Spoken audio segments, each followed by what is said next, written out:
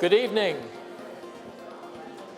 Well, thank you all for making your way through the hail and the rain and the traffic and the primary season of voting to the 5th Mini Medical School session. I'm Mika Sinanan. I'm a professor in the Department of Surgery and president of the practice plan, UW Physicians. And it's my honor with Ginny Brody, who's away today, to act as co-moderator for Mini Medical School 2016. UW Medicine's mission, as you recall, those of you who are back again, is to advance medical knowledge, provide outstanding primary and specialty care to the people of our region, and to train tomorrow's physicians, scientists, and healthcare professionals.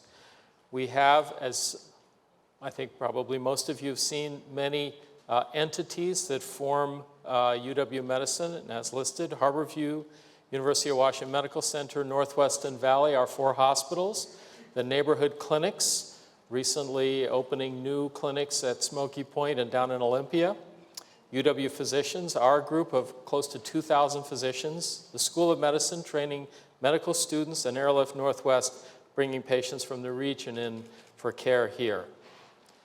Mini Medical School is designed to inform you in an interactive way, and the more questions and the more discussion, the better. An interactive way about biomedical sciences from research to patient care. So that you understand what's involved in medical training, we want to invite you to be partners with us in supporting excellence in medical science and patient care at UW Medicine, and to have fun. Next week, our final Mini Medical School session on March 8th will be by Dr. Suzanne Allen, who leads our WWAMI, Washington, Wyoming, Alaska, Montana, Idaho collaborative for both training and health care.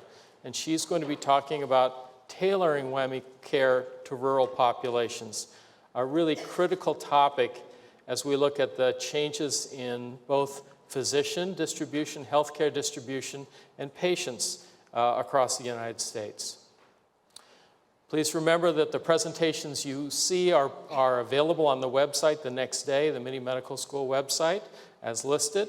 They're being taped today for future broadcasts. Please turn off your cell phones, and as we've said before, be careful about trying to practice the medicine you see today in your kitchen or at home. So, with that preamble, it's really my pleasure to introduce a really important topic. Palliative care, many of you will have seen in the popular media, magazines, newspapers, radio, and so on, as being a focus area of a lot of different definitions, a lot of variability in the way that that is interpreted. We have a great focus and interest and a great deal of expertise here at the university. And I would like you to think about this as the non-technical part of healthcare, where we focus on the person and their well-being and the quality of their life. As you will see from our great speakers today, Dr. Randall Curtis and Dr. Tony Bach, who will be speaking on coping with the most serious of illnesses. Our first speaker, Dr. Randall Curtis, is director of the Cambia Palliative Care Center of Excellence at UW. He is the A. Bruce Montgomery American Lung Association Endowed Chair in Pulmonary and Critical Care Medicine and a past president of the American Thoracic Association. His research is focused on measuring and improving end-of-life care for patients with acute and chronic illness, and he'll be speaking on those topics today. He has degrees from Hampshire College, Johns Hopkins University in Baltimore, and the UW School of Public Health. Please join me in welcoming Dr. Curtis to talk about palliative care. What is it, and why is it so important? Randy? Good evening. I'm delighted to be here this evening. Tony and I are both been looking forward to this and telling you a little bit about palliative care and what we're doing at the Cambia Palliative Care Center of Excellence. I'm going to start off and talk a little bit about what palliative care is and why it's important. And I'm going to spend the next 30 minutes trying to answer for you these 5 questions. What is palliative care and how does it help? Does palliative care reduce healthcare costs, and is that important? How are we doing in the United States today? What are we doing here at UW-Medicine? And what can you do? And so my goal will be to try to provide answers to each of these questions as we go forward. Mika alluded to the fact that palliative care has a lot of different definitions, and I think that that's right. And I think that the definition is very important. How we use this term is very important. This is a definition that we have adopted here at UW-Medicine and at the Cambia Palliative Care Center of Excellence that was advanced and developed by the Center to Advance Palliative Care. And the definition is that it is specialized health care for people with serious illness that's focused on providing relief from symptoms and stress of a serious illness, whatever the diagnosis. That the goal is to improve quality of life for both the patient and their family as they define who their family is, and to really provide an extra layer of support. Importantly, palliative care is appropriate at any age and at any stage of a serious illness. It can be provided together with curative treatment, and it can be important and relevant even if the illness is ultimately cured. The stress of a serious illness, whether it is cured or not, can take a tremendous toll on patients and their families, and the goal of palliative care is really to try to reduce that toll, to address the distress and stress that goes along with serious illness. Along with this definition comes the idea that we need to think about these different words and what they mean in this context. Palliative care is broad. It is improving quality of life, as I've mentioned, for patients with serious illness and for their families. End-of-life care is care for those who are entering the final phase of their life. And it's an important part of palliative care, but it's not all of palliative care. And then hospice care is a particular model for delivery of end-of-life care for some people who choose that model. It's care often delivered at home, although it can be delivered in a hospital or in a hospice facility or in a nursing home. And it's an important way of focusing on comfort, focusing on quality of life right at the very end. What we've learned over the last 10 or 15 years is that if we equate palliative care with end-of-life care and think of those two things as one and the same, we miss enormous opportunities to provide support for patients with serious illness and their families before we recognize that they're entering the end-of-life phase, or even in a serious illness that doesn't result in their death, but they actually survive from. And so this has really been a big push in palliative care, is to define it more broadly than end-of-life care or hospice. Those are important parts, again, but the definition is much more broad. Now, 2 elections ago, there was a lot of fuss and noise about death panels. Who remembers that? So quite a few people do. It became a very political issue, and it was used in a political way to try to draw fire on Obama's health care plans. We'll leave the politics aside for the moment, but the question comes up is, what do Americans really think? Are Americans really opposed to the idea in general of palliative care? And this was a research study that was done with a national sample of adults, and they asked them, do you think, after they defined palliative care, they said, is it important for patients and families to be educated about palliative care options that are available to them? 97% of Americans agreed. They asked, how important is it that palliative care be a top priority for the healthcare system? 96% said it was either important or very important. So Americans, in general, feel like this is an important topic. And I think the real challenge for us is to figure out, okay, how are we going to get there? How are we going to deliver high-quality palliative care? One of the basic tenets that we've adopted at the center here at UW-Medicine, and that I think is very important, is to think of palliative care as both primary palliative care and specialty palliative care. So what do I mean by that? Primary palliative care is the care delivered by all clinicians, doctors, nurses, social workers, spiritual care providers, others who care for patients with serious illness and their families. Specialty palliative care is care provided by individuals, clinicians in all those different fields, who have specialty training in palliative care and are called in situations where primary palliative care isn't able to meet patients' palliative care needs. We are very interested here at UW Medicine in supporting both primary palliative care and specialty palliative care, and I'll tell you a little bit more about that. Well, what's the evidence that palliative care makes a difference? I'm going to show you one study that really, I would say, kind of cracked things open for palliative care in the U.S. This was a very important study published a little over 5 years ago in one of our most prestigious medical journals, the New England Journal of Medicine. It was done by an oncologist named Jennifer Temmel and her colleagues at the Massachusetts General Hospital. And they randomly assigned patients with metastatic non-small cell lung cancer, so a terminal diagnosis. They randomly assigned them to either usual oncologic care at Massachusetts General Hospital, very high quality care, or that usual care plus routine palliative care, visiting a palliative care specialist automatically early in the diagnosis of this of terminal illness, metastatic non-small cell lung cancer. And then they followed patients in both groups to see how they did.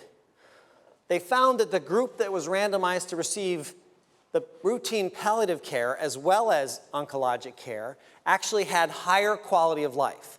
This is just a scale, a quality of life scale that's commonly used in oncology. It's called the TOI. And the group that got palliative care had higher quality of life. They also found that the group that got palliative care had lower symptoms of depression using two standardized survey tools to measure depressive symptoms, the HADS-D and the PHQ-9. They also had slightly lower levels of anxiety, although that wasn't statistically significant. But the lower symptoms of depression was statistically significant. So it improves quality of life. It improves psychological symptoms. And then, to the surprise of the investigators, actually, they found that the group that was randomized to early palliative care lived longer than the group that was not assigned to early palliative care. Well, you could ask, why would that be? Why would being randomized to see a palliative care provider as well as your oncologist result in longer survival? I don't know the answer to that for sure, but what we do know is that the group that got randomized to early palliative care was less likely to receive third or fourth line chemotherapy in the last 2 weeks of life. So while I don't know the mechanism for this, it's at least possible that seeing palliative care, talking about options, focusing on quality of life, allowed patients to choose not to receive chemotherapy that ultimately actually may be toxic to the group and not beneficial. Well, this was big news. This caused, this and other studies like it that came out around the same time caused a lot of interest in increasing palliative care, access to palliative care. But one of the questions that comes out of this is, well, what do these palliative care providers do? So how do we know what we need to do if we're providing palliative care to patients and their families to receive this kind of benefit? Well, what these investigators did, and actually Tony helped them do this, was they went back and they looked at what the palliative care providers wrote in their clinical notes saying that they did. They randomly selected 20 patients who were assigned to receive early palliative care, and they did a study to look to see what the palliative care providers talked about doing when they wrote their clinical notes. And there were really 7 key elements that represented this palliative care intervention. Focusing on the relationship and rapport building, addressing symptoms, addressing coping, establishing illness understanding, discussing cancer treatments, end-of-life planning, and engaging family members. And I think that that's a nice summary of the kinds of things that palliative care really tends to focus on. And a lot of it is about addressing symptoms, but perhaps even more importantly, really talking to people about what's important to them and how to make sure that the treatment that we're delivering fits their personal goals. This study and studies like it led to a very large increase in palliative care programs nationally. In the year 2000, about 50%, a little less than 50% of hospitals with more than 300 beds had a palliative care service. And by 2012, that number was up to 85%. Now it's over 90%. So there's really been a dramatic increase in the provision and the access to palliative care around the country. One of the things that comes up is, does palliative care reduce healthcare costs? And there's been a lot of focus on this question. And is that important? And I would say that if you summarize the research that's been done so far, as these authors did, they did a meta-review of 8 different systematic reviews of all the studies that looked at whether or not providing palliative care, mostly these studies were done for hospitalized patients, whether or not that reduced healthcare costs. They found 10 good studies that they could analyze in this way, and they concluded, and I agree, that these studies demonstrate a clear pattern of cost savings that's associated with inpatient palliative care consultation. Identifying what patients want and making sure that they get the care that they want has been associated with reducing healthcare costs. We've looked at this within UW Medicine as well. This is one study where we looked at the University of Washington and Harborview Medical Center's inpatient palliative care services. We compared patients who received a palliative care consult to similar patients, same diagnosis, same severity of illness, who did not receive a consult. We found that there was an association between receiving a palliative care consult and reduced costs. And not surprisingly, the earlier palliative care gets involved during a hospital stay, the more likely we are to see cost savings. If palliative care was involved in the first 7 days, costs were reduced by 13%. Between day 8 and 30, costs were reduced by 5%. And then if palliative care got involved after day 30, there were no cost reductions. So our data here locally seems to support the national data that I showed you. We've also looked at provision of palliative care in the outpatient setting. These are 2 outpatient clinics at Northwest Hospital and Harborview Medical Center, 2 programs developed by Daryl Owens, one of our leaders in palliative care here at UW Medicine. Patients seen by these outpatient clinics had a reduction in emergency department visits by 29% and a reduction in hospital admissions by 20% compared to their care prior to being seen in one of these palliative care clinics.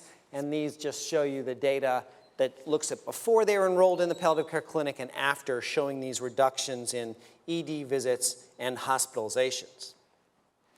So the data would suggest that being involved, having palliative care can reduce healthcare costs. And one of the questions I want to ask is whether that's important. And I would argue that saving money is not the goal of palliative care. That's not what we're about. We're about making sure that patients get the best care possible and that that care matches their values. We really want to focus on both patients and their families and make sure that patients are informed, they understand their prognosis, they understand their diagnosis, they understand the treatment options that are available to them before they then decide, okay, what are their goals and what treatments are they interested in achieving those goals. I would argue if that's the goal of palliative care, then palliative care will only reduce costs if patients are getting more aggressive care, more intensive care, more expensive care than they would choose if they were fully informed. The reason palliative care does reduce costs is that's the reality in the US today.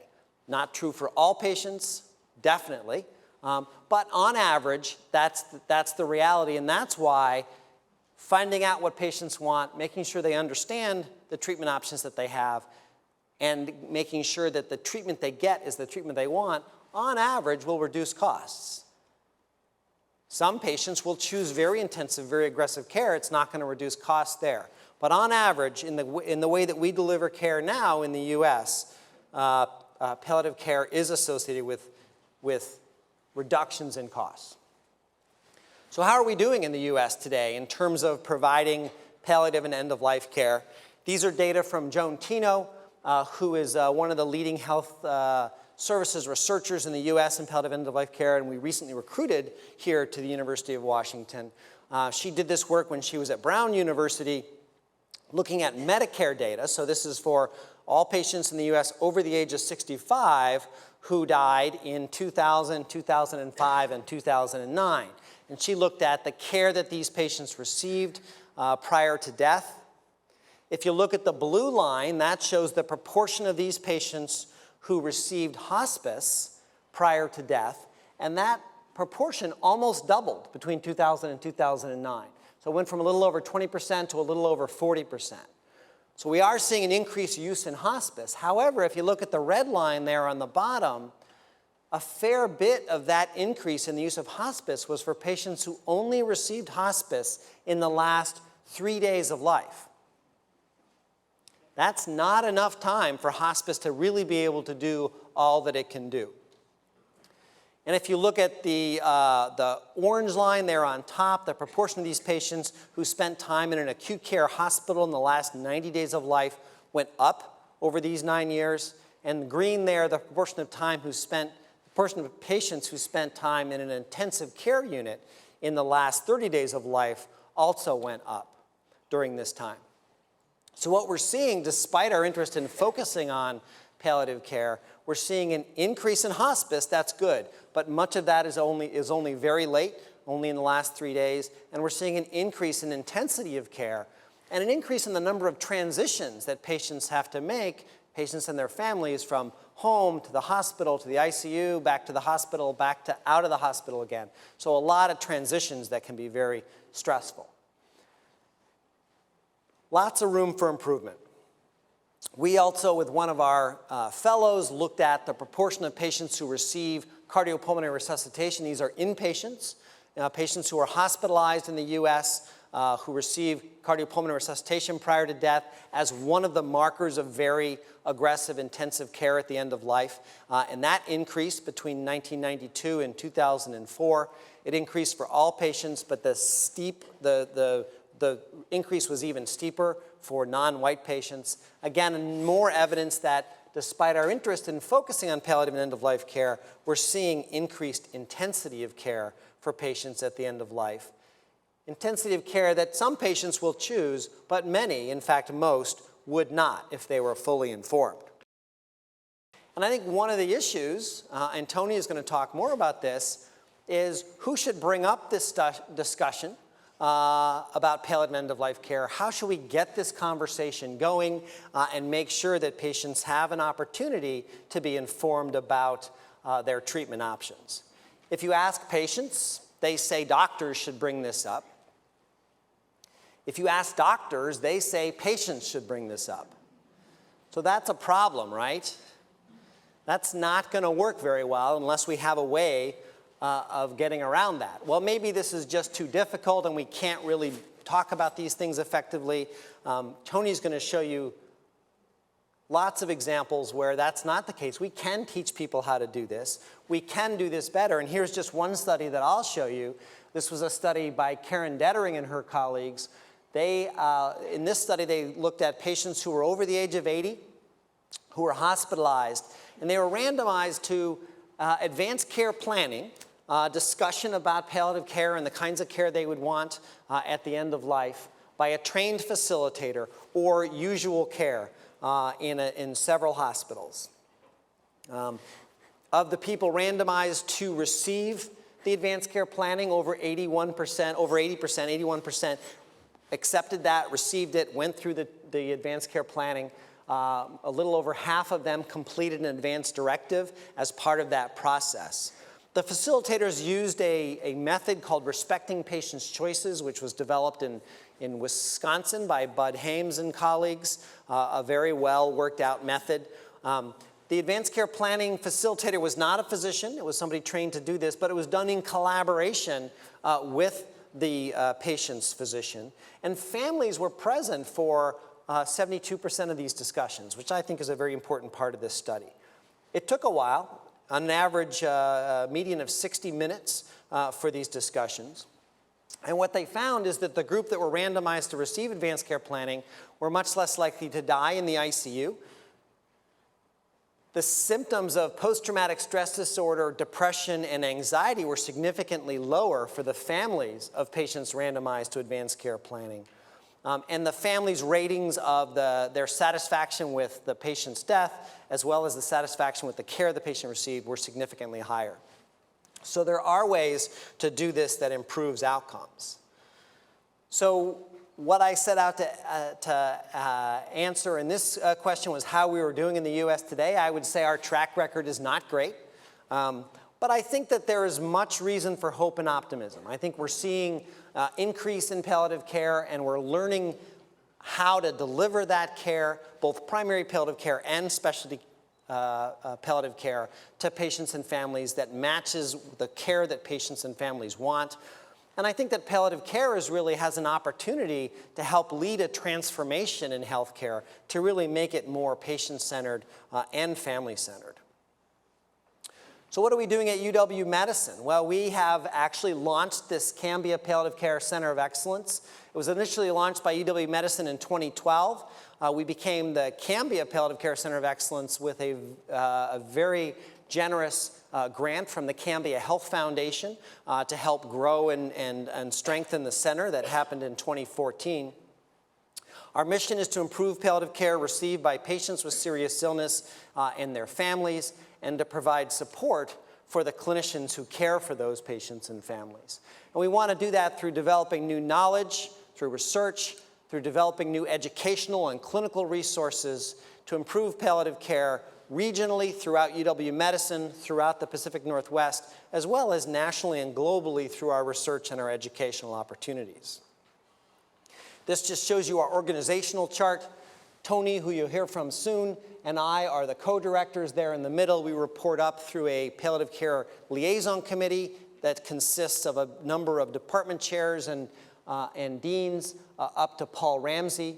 We have at our disposal a series of advisors, including a community advisory board, as well as an advancement council and external advisors around the country. And we're really divided into three main pieces. We focus on clinical operations, on research, and on education. And importantly, making sure that we communicate across those three arms to make sure that our research and education are directly put into improving clinical care. This shows you the organizational, it's a diagram of the strategic plan for UW-Medicine. And I show this to highlight that with the launch of this center, UW-Medicine has decided to make palliative care one of the 4 key programs that it wants to build in its strategic planning about how to make sure that we can deliver the best care possible to patients and their families. We've had an exciting year this past year, 2015, a number of key recruitments. Tony, who you're going to hear from shortly, moved from the Seattle Cancer Care Alliance to Harborview to really focus his time on leading the center. Joan Tino, who's some of her data I showed you already, we recruited her from Brown. Jim Fausto, we recruited here to the UW Medical Center from Montefiore in New York. And Rashmi Sharma, we recruited from Chicago, who's doing research on improving and eliminating disparities, racial, ethnic, and socioeconomic disparities in communication about palliative care. So it's really been a very exciting year of growth for us at the center. And we've developed a strategic plan around clinical programs that has 4 specific components. We've developed and implemented standards for palliative care services across UW-Medicine. We've developed and we're now implementing a quality metrics program and a quality dashboard that allows us to see how we're doing and to improve the way we're delivering care, both specialty palliative care and primary palliative care. We're developing screening programs at all of the hospitals to identify patients with unmet palliative care needs and make sure that we find ways to meet those needs. And then one of the pieces of our strategic plan is to achieve Joint Commission Advanced Certification for Palliative Care. The Joint Commission is the major body in the U.S. that accredits hospitals. They have advanced certification in a number of key areas, and they developed this advanced certification in palliative care in the last 4 years or so, and we want to achieve that at each of our hospitals. How are we doing? We developed our standards. We've achieved our standards for palliative care at each of our hospitals, as well as in many of our outpatient clinics. These standards include having 24/7 coverage for palliative care services and having fully interdisciplinary teams that includes not just physicians, nurse practitioners, and nurses, but also social workers and chaplains. UW Medical Center, I'm proud to say, is the first hospital in Washington State to achieve the Joint Commission Advanced Certification in Palliative Care in 2014. And we're on target later this spring, actually, for a site visit that would get us to, we plan, the place where we have this advanced certification at all of our hospitals, and we're poised to be the first healthcare system in the country that has this certification at all of its hospitals. We're developing our quality metrics and our dashboard, and we're getting ready to have that go live this spring, and we're piloting these screening programs at each of our sites. We're also, that's really how we're doing it from a clinical perspective. In terms of education, we've developed a community of educators around palliative care, and we have an annual retreat that draws educators from across UW, across the different health sciences schools. That's been very successful. We also have an annual palliative care conference, a 2-day conference for clinicians that includes skills practice. We've actually had to continually move it over the last few years because we've outgrown all of the places that we've tried to have it. We had over 200 last year. Our next one is coming up in May, if anyone's interested, May 9th and 10th, and you can find out more about it on our website. We've developed a regional training center for clinicians who are interested in additional training in palliative care, physicians, nurses, social workers, chaplains, and others, that's funded by a grant from the Cambia Health Foundation. And this is a 9-month course that includes 2.5-day sessions, 3 of them in person here at UW, as well as weekly webinars. We had our first class in 2015. We accepted 24 out of 99 applications, and we're about to launch our applications for the second class. Tony's leading a focus on curriculum renewal in the School of Medicine as well as the School of Nursing to ensure that we integrate palliative care education for medical students and nursing students throughout the curriculum during their nursing school or medical school and beyond. We also have a weekly palliative care grand rounds that's broadcast through the internet throughout the region. And then in terms of research, we're really focusing on our research that ensures that we make care better now. We have a new grant from the NIH to train the next generation of researchers in palliative care, one of the first in the country that does that. We've had a series of high-profile publications and a number of key recruitments as well.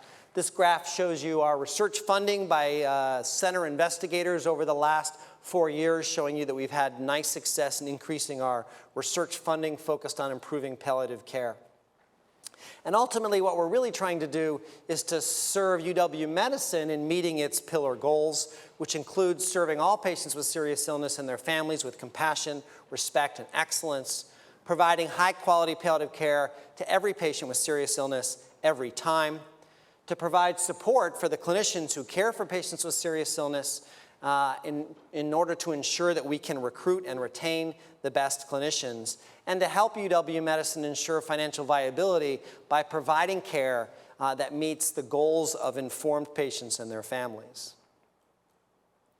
We have a number of key funding sources that I want to make sure I acknowledge. First and foremost, UW Medicine, which started the center and has really been tremendously supportive. Importantly, the Cambia Health Foundation as well as the Fraser Family Foundation have made important contributions that have allowed us to build and grow the center. And then we have funding from a number of federal sources, including the Patient-Centered Outcomes Research Institute, as well as the National Institutes of Health and several of its institutes. This shows on your on your left, a screenshot of our website. I would encourage you to go if you're interested in learning more about palliative care and some of the resources that we have in palliative care.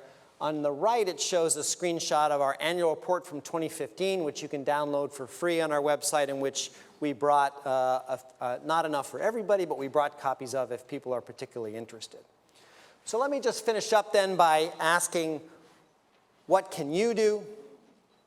If you're interested in palliative care and want to know what's going on in palliative care in this region, we welcome you to join the center. It's free.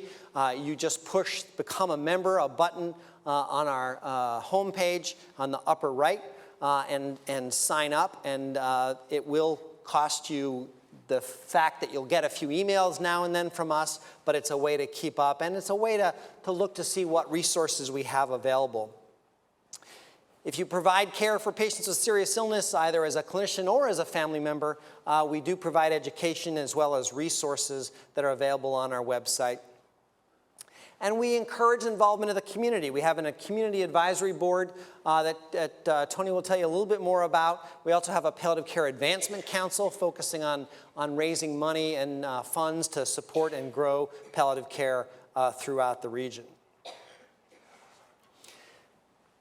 The other thing that I would say you could do to get involved is to talk to your family about the care you would want or they would want if they become very ill. And Tony is going to focus on this, and so I'm not going to spend much time on it, but I did want to highlight this website, the Conversation Project, in which you can download something they call the Conversation Starter Kit to encourage a discussion amongst family members about what's important to them.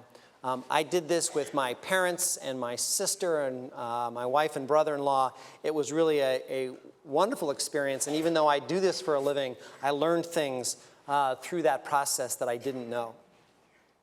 So in summary then, I've made the case that palliative care is really gaining momentum, that communication is really a central piece of this, making sure that that communication incorporates patients' goals and values and helps them make the best decisions to ensure that the care they receive is the care they really want. And I think we're really poised to help lead a transformation in medicine to make it more patient and family-centered. Quality of care for patients with serious illness is often inconsistent, unfortunately, but I think it's improving. And I think our healthcare systems are figuring out how to do this better. I feel like we're able to help that along in palliative care. That education and resources for clinicians can clearly make a difference to improve communication and care, and Tony is going to talk more about that. And then I've tried to highlight some of the steps that you can take, talking with your doctor and your family, joining the Cambia Palliative Care Center of Excellence if that's something you're interested in. And so with that, I'll stop, and I'd be happy to answer any questions.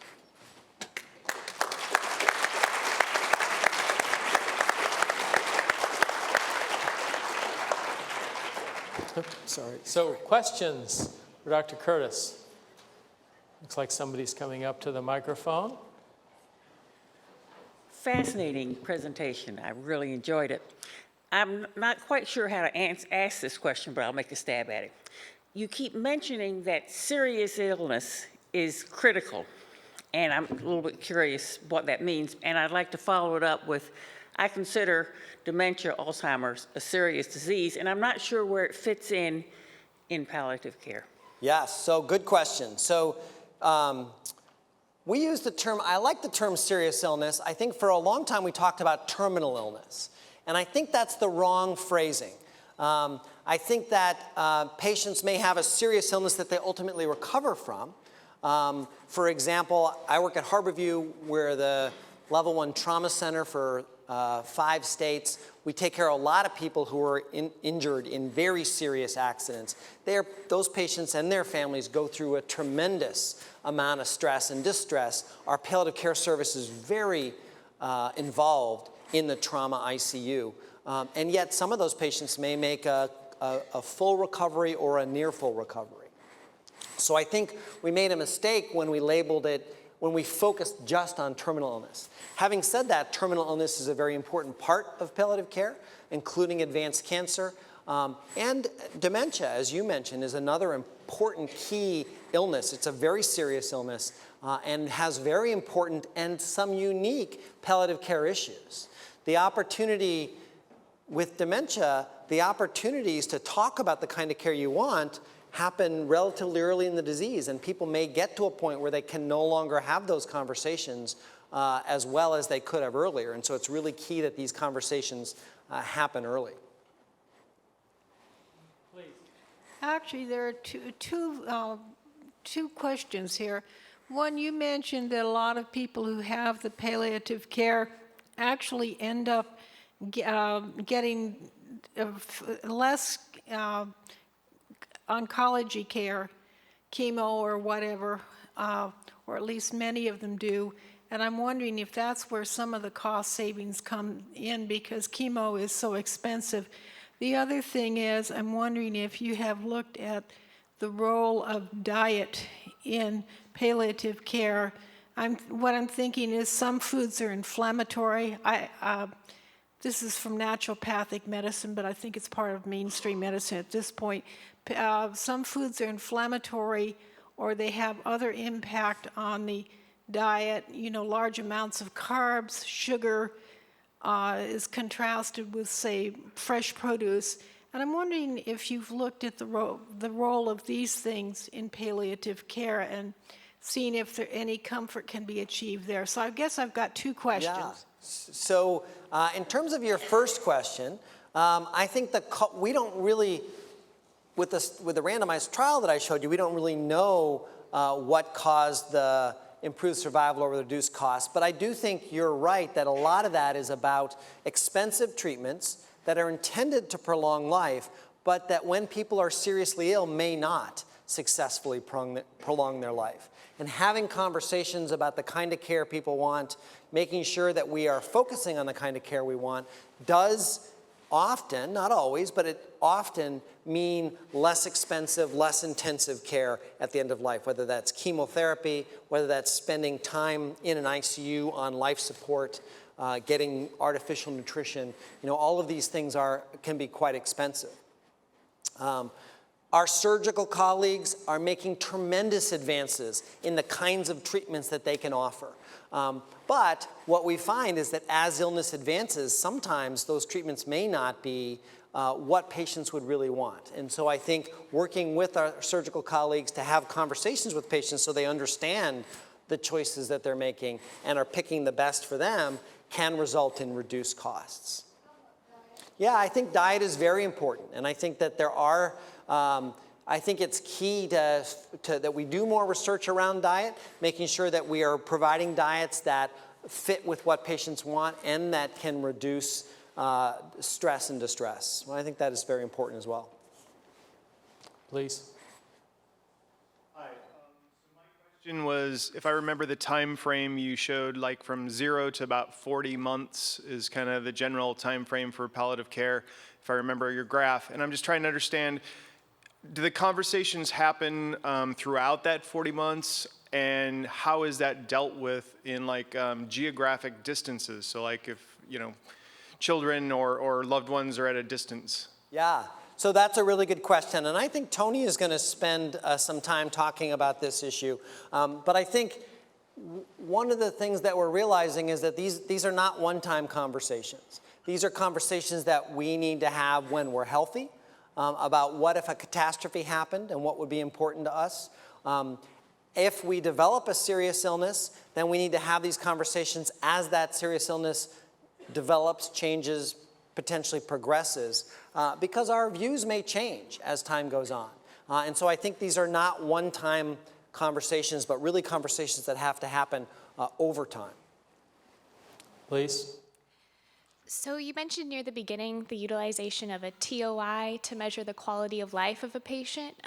So for those of us who, you know, have only worked with family members in these cases, as a researcher, how do you qualitatively or quantitatively go about measuring the quality of life for a serious illness? Yeah, so that's a really good question. And there are a number of different validated scales that can be used to quantitate quality of life, symptoms, function, and that can be very helpful from a research standpoint.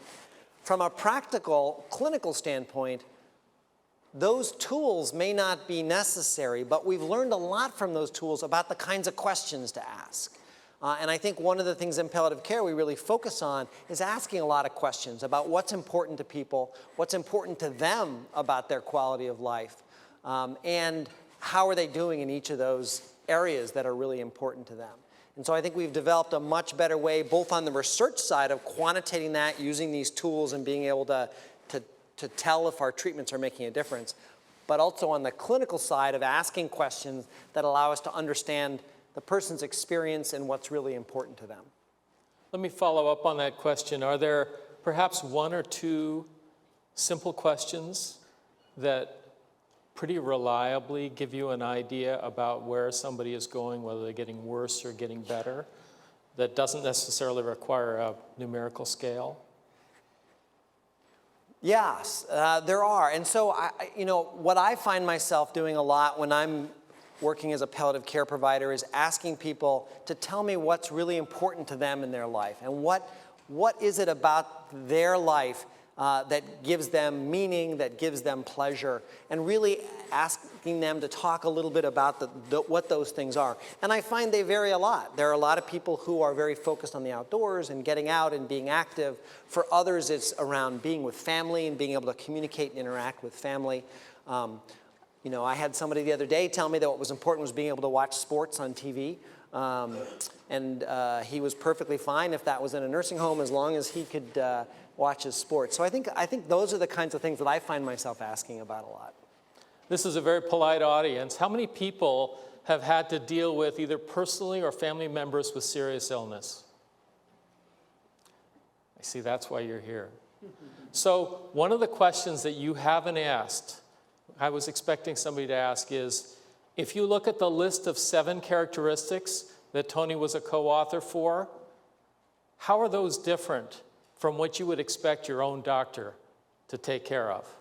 How is a palliative care specialist different from what you expect your physician to deal with?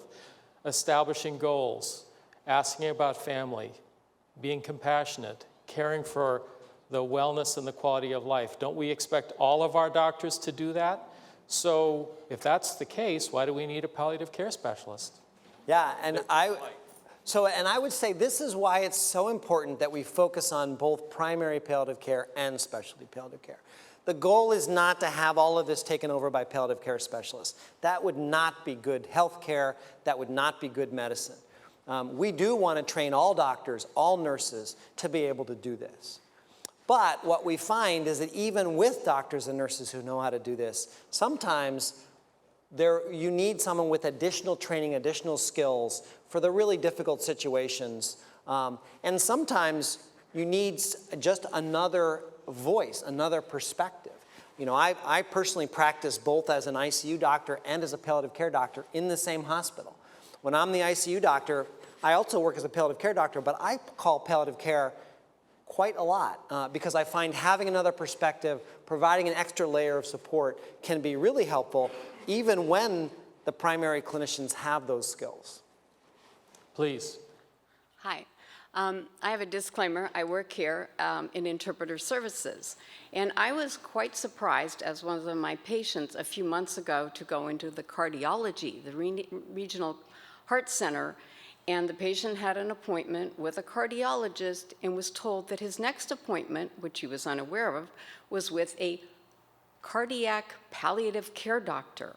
And my question is, how many specialty clinics have palliative care doctors resident in those clinics, and is there some way to prepare patients so they don't think they're all of a sudden being given a terminal diagnosis when they've been told they're getting to see the palliative care doctor in a clinic of that nature? Yeah, no, it's a very good question. And I'll start answering it by saying that when we train palliative care specialists, one of the first things we train them to do is how to introduce palliative care. And when we have cardiologists and others, medical students and residents rotate, we train them how to talk about what it means to see a palliative care specialist. And this is key. It's really key that we explain that this is somebody who provides an extra layer of support. This doesn't mean you have a terminal diagnosis. This just means that we feel like you might benefit from talking to this other specialist about the care you're receiving. So I think that that's a key piece of this, is how we introduce palliative care and what it is.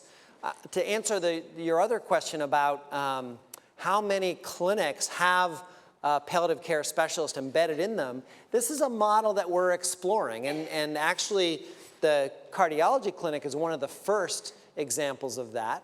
The Seattle Cancer Care Alliance has palliative care specialists embedded within the Seattle Cancer Care Alliance. That's another example. And we're looking at doing that in other clinics as well. And then we also have our standalone palliative care clinics that people can be referred into from a number of different, from all different clinics. Great. Thank you very much.